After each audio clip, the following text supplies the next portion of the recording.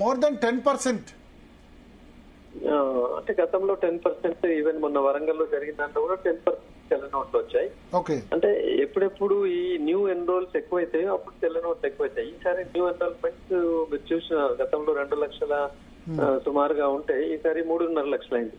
Okay, అంటే almost వాళ్ళు ఒక 70% ఈసారి న్యూ ఎన్రోలర్స్ ఉన్నారు. సో న్యూ ఎన్రోల్మెంట్ వాళ్ళకి కొంచెం అవేర్నెస్ కార్యక్రమాలు నేను కూడా ఇంకా వేలో ఎక్కువ ఎఫర్ట్స్ పెట్టి ఉండలేదు అని చెప్పేసి. అంటే జనరల్ గా ఇప్పుడు చెల్ల నోట్లు ఎక్కువ ఏ విధంగా అయ్యాయి సార్? రోమన్ అంకెల్ రాశారా లేకపోతే 0 అన్నట్లు? రోమన్ అంకెల్ అలో చేశారు కానీ 01 రాసేయారు, దాన్ని అలో చేయలేదు. తర్వాత 1 రాస్తూ పక్కన టిక్ పెట్టారు, ఓకే, దాన్ని అలో చేయలేదు. 1 కి మళ్ళీ ఒక సర్కిల్ పెట్టారు.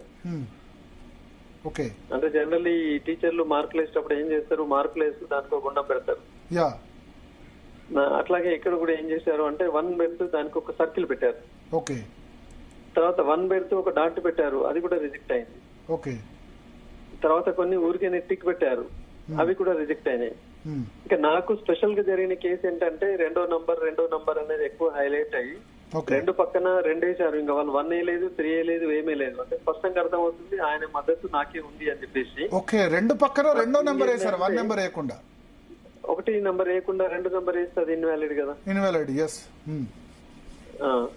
సో ఈ రకంగా సుమారుగా 15,000 పట్టభద్రులు నాకే వేయాలని వారి మనసులో ఉంది, తలంచారు. కానీ ఆ రాంగ్ నొటేషన్ వల్ల మనం నష్టపోయినాం. ఆ 15,000 చెల్లని ఓట్లు నాకు వచ్చి ఉంటే ఇంకా మన వాళ్ళకి అవగాహన కల్పించి ఇవాళ 10,000 ఓట్ల లీడింగ్ తోటి నేను విజయం సాధించేవాడిని. ఓకే, అంటే 28,000 ఓట్లలో ఈ 15,000 ఓట్ల అందాజా మీకే పడ్డాయి. మీకు వేయాలని ఇంటెన్షన్ ఉంది ఓటర్ కి? కొంచెం డిస్టర్బెన్స్ వస్తుంది భరత్ గారు. 28,000 ఓట్లలో 15,000 ఓట్లు మీకే పడాలని ఇంటెన్షన్ ఉందా?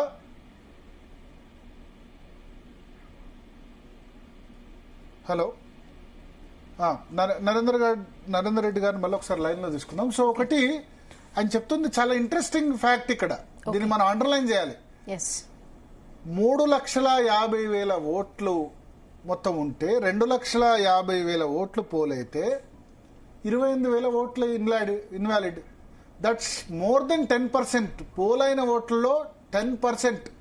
మనకు ఈవీఎంలు వచ్చాయి కాబట్టి ఇన్వాలిడ్ ఓట్లు ఇప్పుడు తెలవట్లేదు.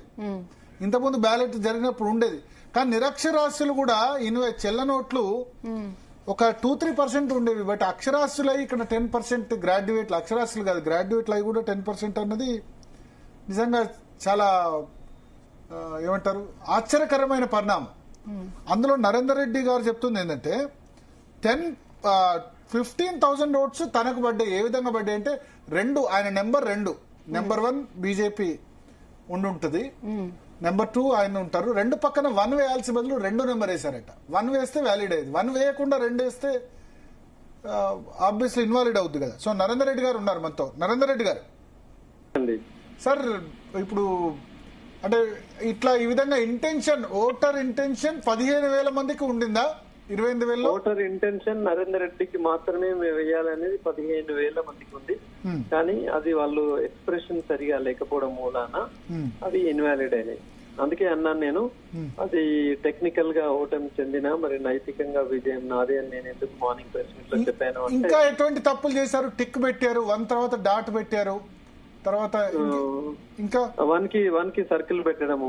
ఓకే, అంతే. జనరల్లీ రోమన్ 1 అలో చేశారు. ఓకే, సింగిల్ లైన్ 1 కూడా అలో చేసి ఉన్నారు. బట్ ఇక్కడ ఏంటంటే ఆల్మోస్ట్ వాళ్ళు ఒక వీక్ డేస్ బిఫోర్ కూడా చాలా మందికి ఏం చేయాలి, ఎటువంటి 1 రాయాలి, ఎటువంటి 1 రాయకూడదు అన్నది స్పష్టంగా పట్టభద్రులకి తీసుకెళ్లలేకపోయామండి. అది అంటే దీన్ని ఐఎమ్ నాట్ బ్లేమింగ్ ఎనీవన్, కానీ అది రీచ్ కాలేకపోయింది. పాపం కొత్త ఓటర్ ఎలా వేయాలి అనేది ఆయనకు తెలియకుండా పోయింది. ఇప్పుడు చెల్ల నోట్లో 15,000 ఓట్ల వరకు దాదాపు ఇంటెన్షన్ మీకుంది అంటారు. అవతల వాళ్ళకి ఎంత ఉంది? ప్రసన్న హరికృష్ణకి ఎంత ఉంది? అంజిరెడ్డికి ఎంత ఉన్నాయి? ప్రసన్న హరికృష్ణకు ఆల్మోస్ట్ హాఫ్ వాళ్ళకు ఉండి ఉంటది. హాఫ్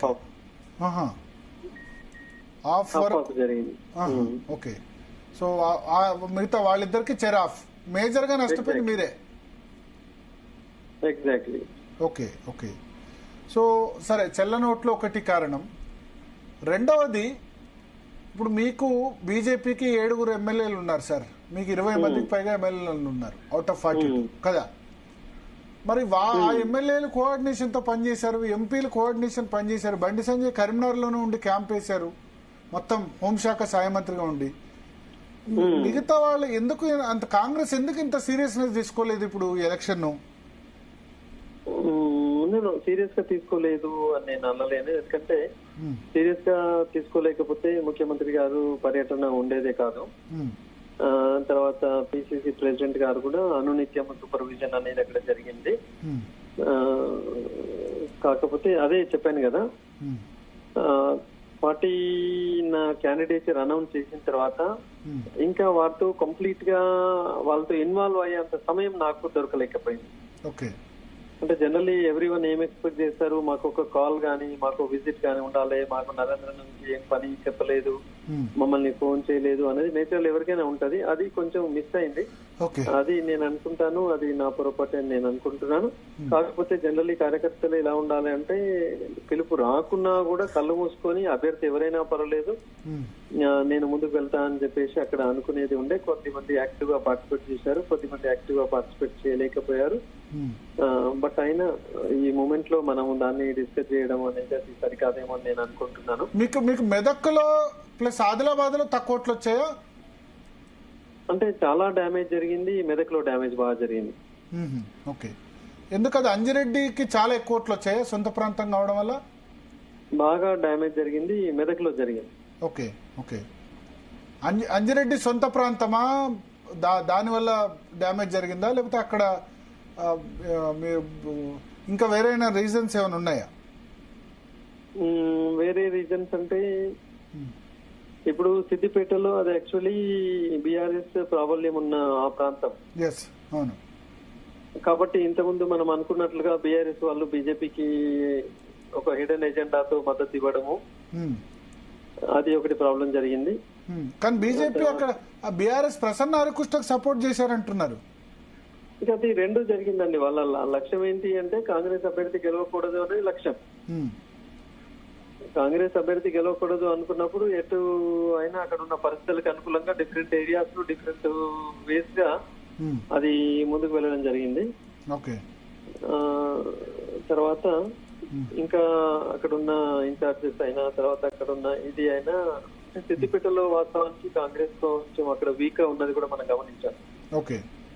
నంబర్ ఆఫ్ ఓట్స్ ఎక్కువ ఉన్నాయి అక్కడ, మా శ్రేణులు కూడా తక్కువ ఉండడం అనేది సిద్దిపేట జిల్లా మొత్తాన్ని కొంచెం వెనక్కి నెట్టింది. తర్వాత గజ్వేల్లో సరిగా చేయలేకపోయాము. ఓకే. దుబాకలో సమాట్ బెటరే, బట్ ఇక మిగతా అంతటా కూడా